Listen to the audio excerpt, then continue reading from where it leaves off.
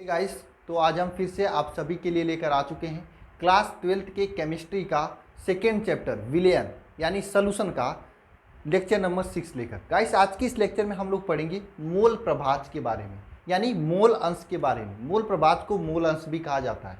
क्या होता है मोल प्रभाज या मोल अंश, ये जानेंगे। साथ साथ में मोल प्रभाज पर आधारित इंपॉर्टेंट न्यूमेरिकल क्वेश्चन भी करेंगे। देखिए, आपके बोर्ड एग्जाम को देखा जाए, पिछले 5 साल के पेपर को अगर एनालिसिस किया जाए तो वहाँ पे मोल प्रभाज के, मोललता के और मोलरता के बहुत ज़्यादा क्वेश्चन पूछे जाते हैं।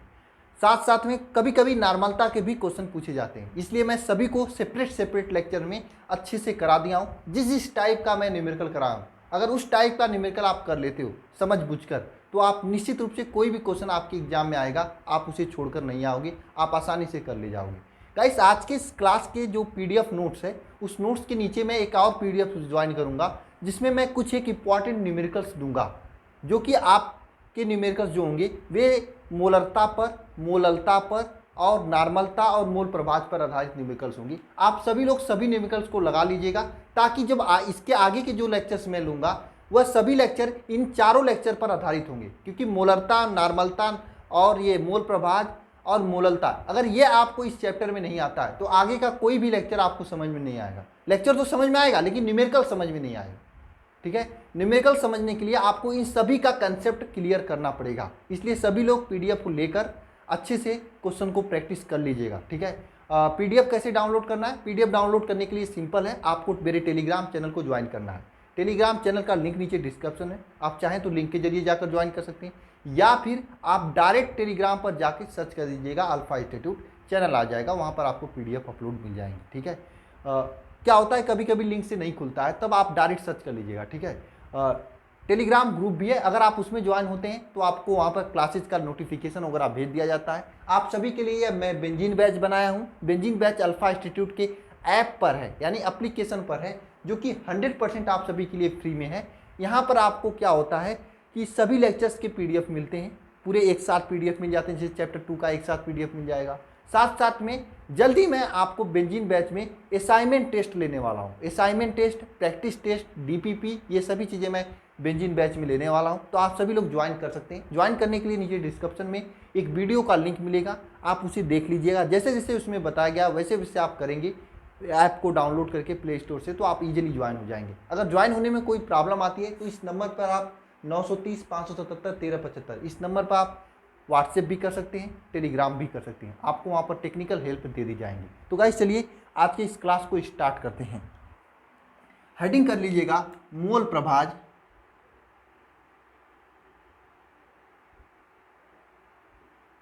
मोल प्रभाज या मोल अंश, मोल प्रभाज या मोल अंश, इसे आप लोग हेडिंग कर लीजिएगा।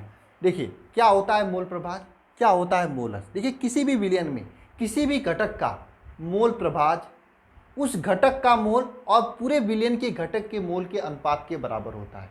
बात समझ में नहीं आई? आइए समझते हैं। देखिए, कोई भी विलयन आपका, मान लीजिए कोई विलयन है A + B। ठीक है, ये आपका विलयन है, जहाँ पर A आपका विलेय है और B आपका विलायक है। ठीक है, तो इसमें अगर A का मोल प्रभाज आपसे पूछा जाए तो आप क्या लिखेंगे? यहाँ ऊपर A का मोल, नीचे क्या लिखेंगे? A का मोल प्लस B का मोल। बात समझ में आ रही है? यानी कि यहाँ पर क्या होता है, किसी भी घटक का मोल प्रभाज उस घटक का मोल और पूरे विलयन के मोल के योग के अनुपात के बराबर के होता है। किसी भी घटक का मोल प्रभाज उस घटक का मोल और पूरे विलयन के मोलों के अनुपात के बराबर होता है। ये आपका किसी भी विलयन का मोल प्रभाज होता है। मुझे लगता है कि ये सबसे आसान है, ये मोलरता, नॉर्मलता और मोललता में मोल प्रभाज आपको निकालना बहुत ईजी है। आप सभी लोगों को अभी तक तो पता चली गया होगा किसी भी विलयन का, किसी भी विलेय या किसी भी पदार्थ का मोल कैसे निकाला जाता है। ये तो आपको सभी को पता हो गया होगा, ये तो आपके बाएं हाथ का खेल हो गया होगा। ठीक है, मुझे मालूम है आप सभी के बाएं हाथ का खेल हो गया होगा किसी भी विलयन का मोल निकालना। तो इसमें क्या करना है, जिसका भी मोल प्रभाज आपसे पूछा जाएगा उसका मोल ऊपर रखेंगे, बाकी दोनों भी जो जिसका है दोनों का मोल नीचे लिख देंगे। अगर मान लीजिए आपसे B का मोल प्रभाज पूछा जाए तो B का मोल संख्या ऊपर लिखेंगे, नीचे क्या लिख देंगे? A का मोल प्लस बी का मोल, ए का मोल प्लस बी का मोल। सिंपल है, आप सभी को समझ में आ गया होगा। आपको न्यूमेरिकल के जरिए और अच्छा समझ में आएगा। चलिए आइए इसका डिफिनेशन लिख लेते हैं, क्योंकि डिफिनेशन जरूरी है, कभी कभी एग्जाम में डिफिनेशन भी पूछ देता है। तो किसी भी विलयन में किसी भी घटक विशेष का मोल प्रभाज उस घटक के मोलों की संख्या तथा विलयन के में उपस्थित सभी घटकों के मोलों की संख्या की योग के बराबर होता है। आप लिख सकते हैं किसी भी विलयन में किसी भी विलयन में किसी घटक का मोल प्रभाज उस घटक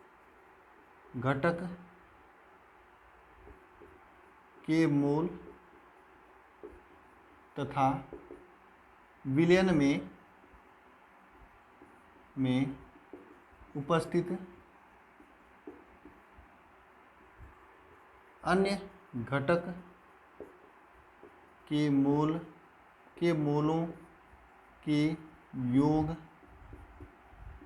के बराबर होता है। बात समझ में आई? किसी भी विलयन में किसी घटक का मोल प्रभाव उस घटक के मोल तथा विलयन में उपस्थित अन्य घटकों के मोलों के योग के बराबर होता है।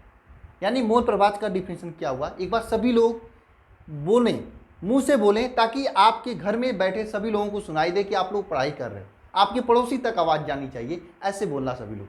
किसी भी विलयन में किसी भी घटक का मोल प्रभाव उस विलयन में उस घटक के मोल तथा अन्य उपस्थित सभी घटकों के मोलों के योग के अनुपात के बराबर होता है। यानी कोई भी विलयन था, ए प्लस बी था, इसमें ए का अगर मोल प्रभाव पूछा जाएगा तो ए का मोल बाकी अन्य जो घटक है ए और बी दोनों के घटकों के मोलों की योग के अनुपात के बराबर को क्या कहते हैं? मोल प्रभाज या फिर मोल अंश कहते हैं।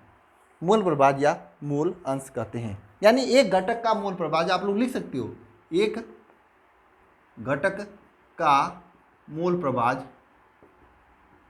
एक घटक का मोल प्रभाज इक्वल टू क्या होगा? एक घटक का मोल प्रभाज, यानी जिस घटक का आपको मोल प्रभाज निकालना है उस घटक का मोल प्रभाज, घटक का मोल ऊपर होगा और नीचे क्या होगा? पूरे विलयन के सभी घटक के मोलों का योग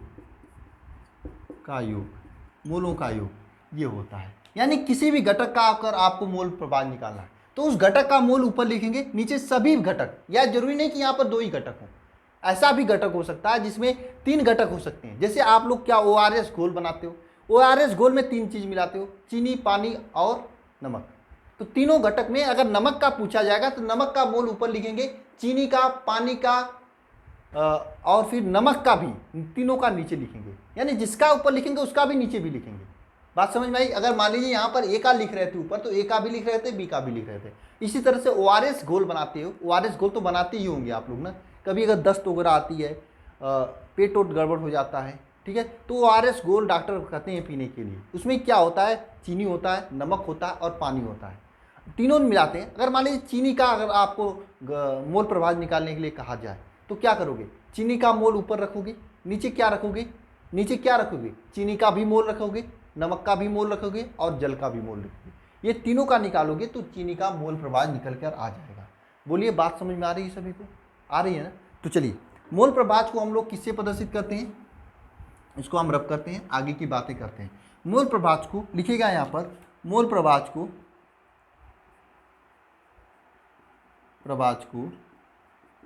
काई से प्रदर्शित करते हैं।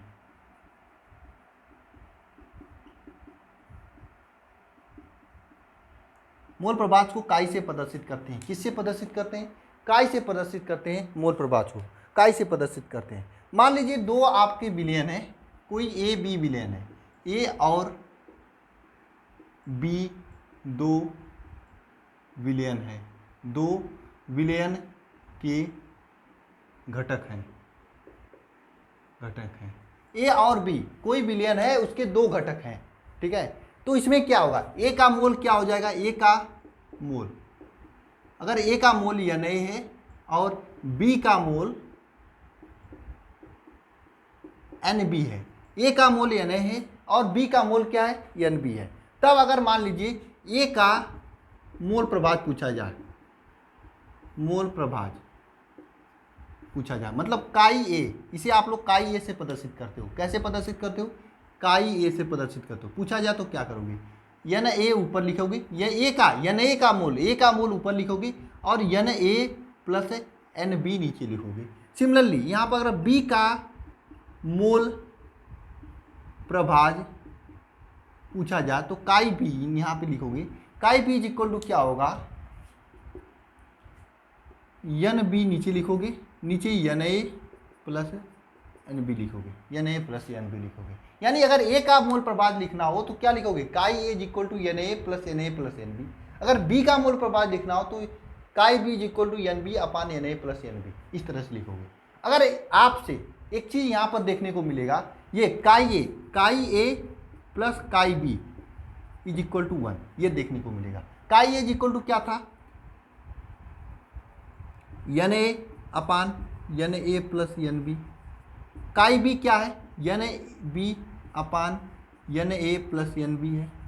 दोनों को जोड़ोगे तो क्या हो जाएगा, Na plus NB upon Na plus NB, ये हो जाएगा। दोनों का योग 1 हो जाएगा। यानी A का घटक B का घटक दोनों का मोल प्रभाज जोड़ोगे तो 1 हो जाएगा। इससे क्या निकलता है, अगर आपको A का घटक निकल जाता है यानी काई A निकल जाता है तो काई B आप आसानी से निकाल लोगे। कैसे निकालोगे, 1 में से घटा दोगे। यानी आप यहाँ से लिख सकते हो, यहाँ से इस समीकरण से यह भी लिख सकते हो कि chi B is equal to 1 minus chi A।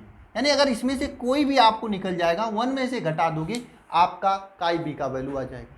काई A का वैल्यू आया, 1 में से घटाए काई B का वैल्यू आया, काई B का वैल्यू आया, 1 में से घटाए तो काई A का वैल्यू आया। ये आपका पूरा कंसेप्ट है मोल प्रभाज का। दूसरी बात मैं मुंह से बता रहा हूँ, लिख लेना सभी लोग नोट्स वगैरह में, कि मोल प्रभाज का वैल्यू कभी 1 से अधिक नहीं आता है। अगर कभी आंसर में 1 से अधिक आया तो समझ लो कहीं गड़बड़ है। बात समझ में आया, काई ए का वैल्यू 1 से अधिक नहीं आता है कभी। अगर 1 से अधिक आया समझ लो कहीं गड़बड़ है, कहीं क्या है, गड़बड़ झाला है, कहीं कुछ गड़बड़ हो रहा है। बात समझ में आ रही है सभी को। तो जरा सभी लोग एक बार ये मोल प्रभाज का डिफिनीशन कमेंट बॉक्स में कमेंट करें और chi A plus chi B is equal to 1 भी कमेंट करें, क्योंकि ये आपके लिए महत्वपूर्ण है। ये आपको काफ़ी काम बचा देगा। मान लीजिए आप किसी मेहनत करके काई ए का वैल्यू निकाले तो काई बी अगर आपको निकालना हुआ तो 1 में से घटा दोगे, सीधे सीधे काई बी आ जाएगा, तो ज़्यादा परेशानी नहीं होगी। ठीक है, और या फिर दोनों का मोलों का घटक जोड़ने पर 1 आना चाहिए, आसानी से आप लोग कर ले जाओगे। अभी न्यूमेरिकल्स करते हैं तो बहुत तेज़ी से समझ में आएगा। ठीक है, आप इन पॉइंट्स को नोट कीजिए, तो मैं न्यूमेरिकल्स को नोट्स करता हूँ। देखिए आप सभी के सामने यहाँ पर 3 न्यूमेरिकल लिखे गए हैं। तीनों न्यूमेरिकल को आप अगर कर लेते हो तो इससे बाहर मैं यह गारंटी लेता हूँ कि मोल प्रभाज के न्यूमेरिकल ज़्यादा नहीं बनते हैं। मतलब इससे ज़्यादा टिपिकल आपके बोर्ड एग्जाम में नहीं बनेंगे। ठीक है, अगर माँ सरस्वती का आशीर्वाद आप सभी के ऊपर रहा तो। ठीक है, माँ सरस्वती का आराधना, पूजा, ये सभी चीज़ें करके आप लोग पढ़ाई किया कीजिएगा, क्योंकि आपकी मेहनत एक साइड है। अगर माँ सरस्वती का आशीर्वाद रहा तो आप बहुत ही अच्छा कर ले जाओगे। ठीक है, तो चलिए क्वेश्चन को करते हैं। सबसे पहला क्वेश्चन क्या है, 72 ग्राम जल में, सबसे पहले कुछ लोग ये क्या कर रहे थे कि मोल कैसे ज्ञात करेंगे सर।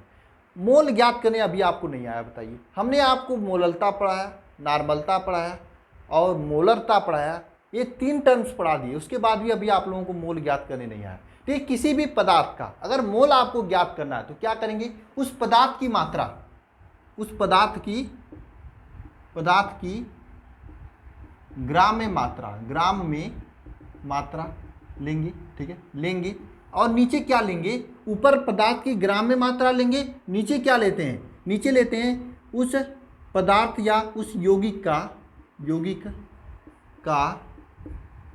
आणविक द्रव्यमान, उस यौगिक का आणविक द्रव्यमान लेते हैं, तब आपका मोल निकल जाता है। जैसे यहाँ पर आइए सभी लोग, देखिए यहाँ पे क्या है, 72 ग्राम जल है तथा 92 ग्राम C2H5OH का मिश्रण है। दोनों का मोल प्रभाज ज्ञात करना है। 72 ग्राम जल है और 92 ग्राम क्या है, C2H5OH का मिश्रण है। दोनों का मोल प्रभाज आपको ज्ञात करना है। कैसे ज्ञात करोगे, बहुत खुशी की बात है, कुछ लोग आंसर लिख रहे हैं, देखना ध्यानपूर्वक सभी लोग। 72 ग्राम जल है, 72 ग्राम जल है, ये 72 ग्राम आपका जल है। ठीक है, 72 ग्राम जल है, जल का मोल। कैसे मोल निकालोगे? जल का मोल कैसे निकालोगे, यानी NH2O कैसे निकालोगे? NH2O निकालने के लिए आपको सबसे पहले जल का ग्राम में भार यानी 72 ग्राम ऊपर हो जाएगा, ठीक है। नीचे क्या हो जाएगा? जल का अणुभार यानी H2O का अणुभार क्या होता है? देखिए यहाँ पे 2H है, 2 × 1 हो जाएगा, प्लस 16 आपका परमाणु भार ऑक्सीजन का, जोड़ोगे तो 18 हो जाएगा। H2O का अणुभार 18 है, 18 चौक 72, 4 मोल ये निकल जाएगा। क्या?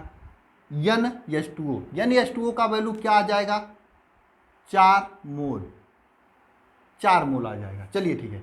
NC2H5OH, NC2H5OH की वैल्यू ज्ञात करते हैं, NC2H5OH की वैल्यू ज्ञात करते हैं, यानी C2H5OH का मोल ज्ञात करते हैं। कैसे ज्ञात करेंगे? इसका ग्राम में भार लेंगे, ऊपर रखेंगे 92 ग्राम, 92 ग्राम में भार लेकर ऊपर लिखेंगे 92 ग्राम। नीचे क्या लिखेंगे? नीचे क्या लिखेंगे? यस, इस C2H5OH का जो अणुभार है वह लिखेंगे, यानी C2H5OH का अणुभार लिखेंगे। अणुभार कैसे ज्ञात करेंगे? देखिए 2 × 12, 2 कार्बन है तो 2 × 12, 12 का क्या है? कार्बन का अणुभार है। अब देखिए हाइड्रोजन का अणुभार 1 होता है, 5 हाइड्रोजन है इसलिए 5 × 1 हो जाएगा। ऑक्सीजन का अणुभार 16 होता है इसलिए 16 हो जाएगा, और 1 हाइड्रोजन 1 हो जाएगा। जोड़ो 12 दूनी 24 प्लस 5 प्लस 16 प्लस 1, देखिए 16 24 कितना हो जाएगा? 40 हो जाएगा, और 5 6 46, 46, ये 46 आ जाएगा, 46, ठीक है। आप इसको अगर जोड़ोगे तो कितना आ जाएगा? 2 मोल आ जाएगा, 2 मोल, यानी कि आपके पास 2 मोल C2H5OH है, 2 मोल C2H5OH है, तथा 4 मोल आपका क्या है? जल है। अगर इसका मोल प्रभाज आपको ज्ञात करना है, यानी मोल प्रभाज ज्ञात करना है, तो कैसे ज्ञात करेंगे? ध्यान देना सभी लोग, मैं आपको करके दिखा रहा हूँ। H2O मोल प्रभाज यानी जल का मोल प्रभाज।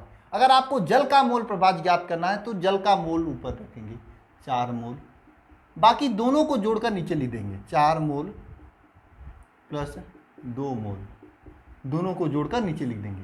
आ जाएगा आपका 4/6, यानी इसे काटोगे तो 2/3 इतना मोल। ये देख बताइए, ये 2 से अधिक है या सॉरी 1 से अधिक है या कम है? 1 से कम है। अगर आपको 2 में 3 का भाग दोगे तो आ जाएगा क्या आ जाएगा बताइए? यहाँ पे 0.0 रखोगे, 3 6 18, 18 फिर 2 मतलब 0.666 आएगा, ठीक है। किसका वैल्यू?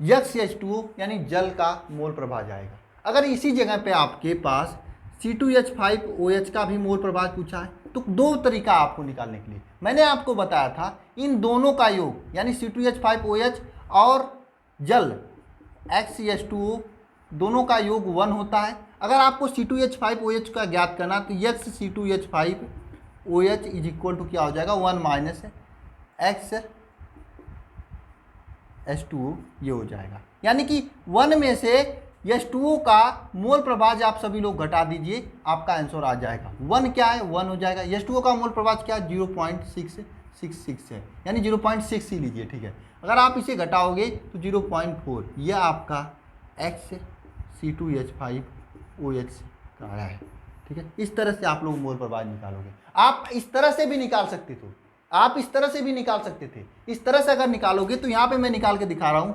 XC2H5OH। अगर आप ऐसे निकालोगे इस फार्मूले से तो क्या लिखोगे? C2H5OH का मोल ऊपर लिखोगे, C2H5OH का मोल क्या है? 2 मोल, और नीचे क्या लिखोगे? पूरा मोल लिखोगे, 4 मोल प्लस 6 मोल दोनों लिखोगे। दिखाई दे रहा है कि नहीं आप लोगों को? नहीं दिखाई दे रहा तो अभी मैं आपको दिखा देता हूँ। देखना 2/6, 2/6 मतलब 4 2 6, 2/6 हो जाएगा। इसे काटोगे 1 क्या हो जाएगा? 3। अब 1/3 0.333 आता है, तो छोड़ लीजिए, 3 4 पॉइंट में ये सभी चलते हैं, ठीक है। ये सभी पॉइंट में चलते हैं। आपको दिखाई नहीं दे रहा तो इसको हम ऐसे कर दिए, दिखाई देने लगा, ठीक है। आपको अब दिखाई देने लगा। इस तरह से चलते हैं, पॉइंट में चलता है। ये 0.3 या 0.4 चलेगा, कोई दिक्कत नहीं है। तो आप इस तरह से डायरेक्ट वैल्यू निकाल सकते हैं, लेकिन इस तरीके का उपयोग कब करेंगे, जब आप किसी कॉम्पिटिटिव एग्जाम्स में बैठे रहेंगे तब। मान लीजिए आप कोई यूनिवर्सिटी का पेपर दे रहे हो, तो वहाँ पर अगर आपको मोल निकालने के मोल प्रभाज निकालने के लिए कहा, तो एक निकालकर सीधे एक में से घटाकर दूसरे का मोल निकाल कर लेना और सीधे आपका आंसर आ जाएगा। और एक ट्रिक बता रहा हूँ, अगर दोनों का मोल दिया है, दोनों का मोल योग करना, जिसमें 1 आ जाता है वही आपका ऑप्शन सही होगा। बिना लगाए आप आंसर टिक करके आ सकते हो। ये सभी ट्रिक है, मैं बताऊंगा कैसे कैसे लगता है, ठीक है। तो ये आप सभी के लिए है, आप सभी लोग इसे नोट कर लीजिए, ठीक है। सेकंड क्वेश्चन की ओर चलते हैं, इसको मैं ज़्यादा डिटेल से बता दिया, ठीक है। सेकंड क्वेश्चन की ओर चलते हैं। समझ में आ रहा है आप लोगों को ना? आज के जो पीडीएफ है, पीडीएफ में मैं आपको कुछ न्यूमेरिकल क्वेश्चन दे रहा हूँ, आप सभी लोग न्यूमेरिकल क्वेश्चन को ट्राई करके आना, तभी आगे के लेक्चर से आपको समझ में आएंगे। नहीं तो प्रॉब्लम होंगी, मैं बता दे रहा हूँ, नहीं तो प्रॉब्लम होंगी, ठीक है, नहीं तो प्रॉब्लम आएंगी। चलिए आइए इसको शुरू करते हैं। एथिलीन ग्लाइकॉल, जिसका सूत्र है C2H2O2 के मोल अंश की गणना करना है, जबकि एथिलीन ग्लाइकॉल का 20% द्रव्यमान है। अब देखिए, जल का विलयन है C2H2O2 के साथ, ठीक है। यह आपका C2H2O2 है, C2H6O2 है, O2। इसकी मात्रा क्या है? इसकी मात्रा है आपका 20%, यानी 20 ग्राम। ये आप हो सकते हो, ठीक है। 20% का मतलब 20 ग्राम। अब ये देखिए, ये तो आपका C2H2O2 का C2H6O2 यानी एथिलीन ग्लाइकॉल का मात्रा हुआ। अगर यहाँ पे जल के साथ विलयन है, H2O की मात्रा क्या हो जाएगा? ये जल के साथ विलयन है ना, तो H2O का मात्रा क्या हो जाएगा? क्या होगा मात्रा यहाँ पे बताइए? क्योंकि परसेंटेज की बात होती है इसलिए 100 में से घटाते हैं। 100 - 20 यानी 80% हो जाएगा, 80 ग्राम, ठीक है। अब आपको ज्ञात करना क्या है? C2H2O2 का मोल अंश ज्ञात करना है। इजी है, आपको C2H2O2 का क्या ज्ञात करना होगा? मोल ज्ञात करना होगा, यानी N C2H6O2, N C2H6O2 ज्ञात करना होगा। कैसे ज्ञात करोगे N C2H6O2? देखिए, यहाँ पर हम सबसे पहले C2H6O2 का ग्राम में भार लेंगे, कितना होता है? 20 ग्राम। नीचे क्या लेंगे? C2H6O2 का अणुभार लेंगे, अणुभार ज्ञात करेंगे, अणुभार ज्ञात करेंगे और उसे लेंगे। आइए अणुभार लेते हैं, ज्ञात करके लेते हैं हम लोग, अणुभार लेंगे इसका। अगर आप लोग C2H6O2 का अणुभार ज्ञात करते हैं, देखिए यहाँ पे 2 कार्बन है, 12 × 2 हो जाएगा। देखिए 6 हाइड्रोजन है, 6 × 1। हाइड्रोजन का अणुभार 1 होता है, चूंकि 6 इसलिए 6 में गुणा हो जाएगा। 2 ऑक्सीजन है, 2 × 16 हो जाएगा, ठीक है। आइए जोड़ते हैं, 12 दूनी 24 + 6 + 24, ठीक है। 24 क्या हो जाएगा? 48 + 6 है, 40 नहीं, 12 दूनी 24 N2H2O6 है, ठीक है। यही तो है, 32। ये 24 नहीं, 16 दूनी 32 हो जाएगा, ये गलती हुआ है, 32, ठीक है। अब आप लोग देखिए यहाँ पर 32, 24, 26, ये देखिए 12 × 6 = 30, 30 हो जाएगा। 12 × 6 = 24, 12 दूनी 24, 6 30 हो जाएगा, 30 + 32, ये जोड़ोगे तो 62 आएगा। यानी इसका जो आता है अणुभार 62 आता है, 62 आता है इसका अणुभार, ठीक है। कितना आता है? 62 अणुभार आता है। आप सभी लोग जरा इसे मैच कर लीजिएगा, इसका अणुभार कितना आता है? 62 आता है, ठीक है। 62 ग्राम प्रति सेंटीमीटर आता है। अब इसे आप लोग सॉल्व करोगे, जब 62 को अगर सॉल्व करोगे, भाग दोगे तो आएगा 0.322, 0.322 मोल। भाग गुणा करने आप लोगों को आता ही है, ठीक है। ये तो आपका NH2O हो गया, यानी कि N ग्लाइकॉल, इसका मोल प्रभाज आ गया, सॉरी मोल आ गया। अब इसी तरह NH2O का मोल ज्ञात करेंगे, तो H2O का ग्राम में मात्रा लिखेंगे, कितना है? 80 ग्राम है। और H2O का अणुभार लिखेंगे, H2O का अणुभार तो बच्चों को याद होता है 18, ठीक है। अब इसे सॉल्व करोगे, भाग दोगे, जब इसे सॉल्व करोगे या फिर भाग दोगे तो आपका आएगा 4.444, 4.444। अब देखिए मोल, अब खेला शुरू होता है। अब आपको यहाँ पे केवल एथिलीन ग्लाइकॉल का मोल अंश पूछा है, यानी N C2H6O2 का ये ग्लाइकॉल का मोल अंश पूछा है। तो आइए निकालते हैं। देखिए इसका मोल अंश निकालने के लिए इसका मोल ऊपर रखेंगे, यानी इसका मोल कितना है? 0.322 ऊपर रखेंगे, बाकी दोनों को नीचे रखेंगे। 4.444 प्लस 0.322 इन दोनों को नीचे रखेंगे, योग करेंगे, सॉल्व करेंगे दोनों को जोड़कर भाग देंगे, सॉल्व करेंगे तो इसका मोल आंसर आ जाएगा। आएगा कितना? 0.0675 ये आएगा। ठीक है, अब ये तो आपका आ गया एक्स इसका एक्स C2H6O2 का आ गया। ठीक है, अगर मान लीजिए आपसे यह पूछा जाता है कि एक्स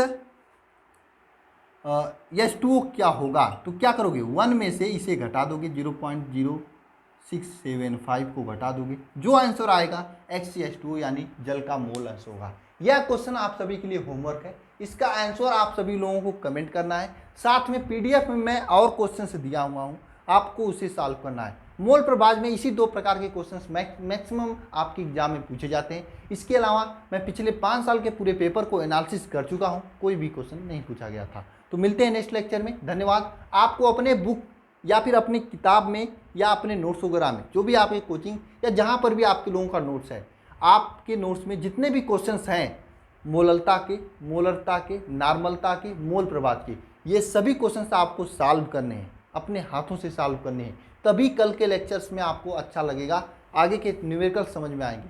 अगर ये सभी चीज़ें आपको अंगुलियों पे निकालने आ गया ना, तो आगे के न्यूमेरिकल्स आपको बहुत आसान हो जाएंगे। अगर नहीं आएगा ना, तो प्रॉब्लम होंगी और आप परेशान होंगे पूरे चैप्टर भर। इससे अच्छा है कि 4 लेक्चर्स हैं, आप सभी लोग बार बार रिवाइज करके उसे देख लीजिए। ठीक है, यानी 2 घंटे में आप अगर चाहते हैं तो चारों लेक्चर को देखकर अच्छे से न्यूमेरिकल्स कर सकते हैं। मैं इतना अच्छा समझाया हूँ कि अगर आप लोग एक बार देखेंगे तो निश्चित रूप से आप लोगों को समझ में आएगा। बाकी डेली के स्टूडेंट सभी लोग नीचे प्रेजेंट सर लिखना और सभी लोग मेहनत करना, मेहनत से ही आप लोगों का परसेंटेज आएगा और कोई शॉर्टकट ट्रिक नहीं है। मिलते हैं नेक्स्ट लेक्चर में। धन्यवाद आप सभी को।